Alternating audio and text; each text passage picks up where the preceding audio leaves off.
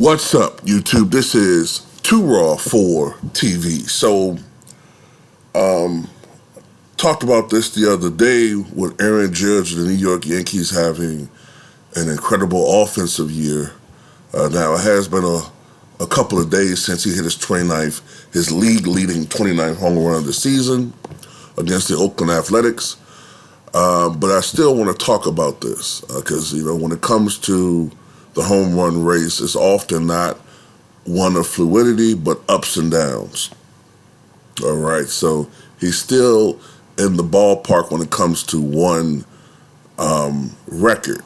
Now, look, he's not going to catch Mark McGwire, and certainly not the record holder, the single season record holder, Barry Bonds. He's not going to catch 70 and 73.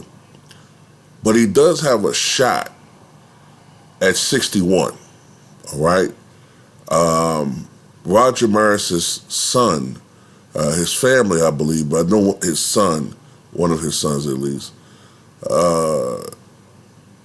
might be his only son. I can't remember whether he has more than one son. That's not important. His son is rooting for Aaron Judge to break the mark because, the family feels like the records that Major League Baseball recognized, McGwire's in 1998 and then Bonds subsequently after that, they think it's tainted and they don't really matter. They're not real. They're inflated because of steroids.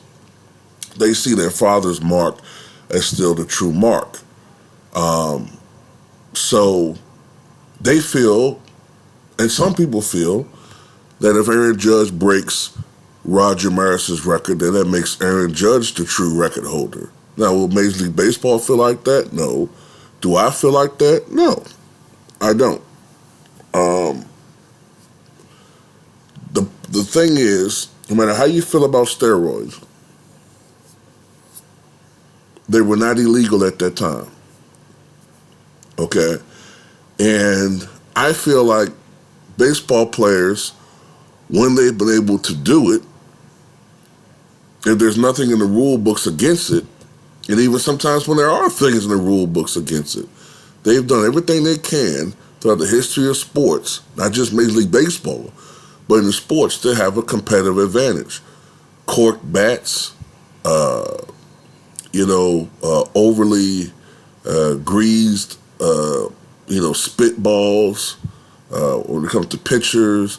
And let's not forget, people tend to think of hitters as the only one using steroids, but there's evidence to show that pitchers have done it. Now, there's no direct evidence to show that Roger Clemens did it, but you get what I'm saying. Look, amphetamines, cocaine, there's some evidence to suggest that Babe Ruth used to snort cocaine to have, to have as a stimulant so that he, on those days when he was out of it, maybe from drinking or fatigue, would be able to concentrate. But, look, and the point is, these guys have always done things for a competitive advantage. So I don't sit there and point my finger at one particular era and say that these guys cheated and act like these other guys didn't do something too. Look,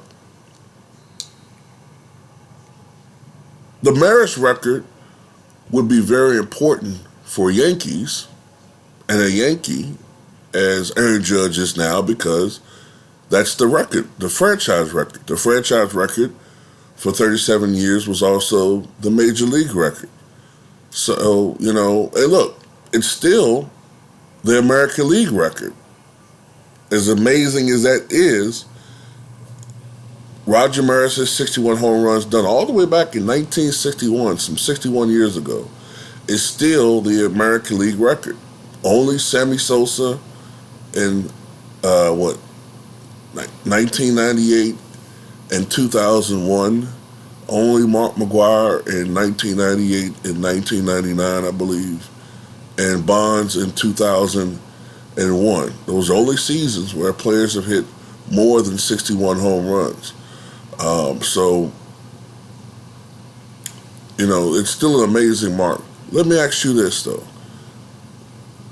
Do you believe if Aaron Judge breaks Roger Maris's record of 61, franchise record of 61 for the Yankees, if he breaks the American League record of 61 home runs, do you think that's the true home run record, or do you believe it's Barry Bonds?